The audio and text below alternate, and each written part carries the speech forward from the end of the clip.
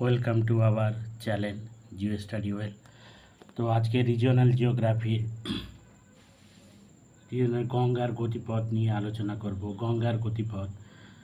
ভারতের শ্রেষ্ঠ নদী গঙ্গা, এর মোট দৈর্ঘ্য 2510 কিলোমিটার। উত্তরাঞ্চলে কুমায়ুন হিমালয়ের গঙ্গোত্রী হিমবাহের গোমুখ থেকে উৎপন্ন হয়ে ভাগীরথী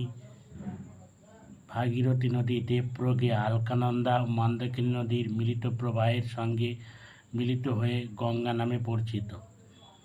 হরিদ্বারে গঙ্গা সমভূমিতে নেমে প্রথমে দক্ষিণ পূর্ব ও পরে পূর্ব দিকে প্রবাহিত হয়ে রাজমহল পাহাড়ের নিকট দুটি শাখায় বিভক্ত হয়।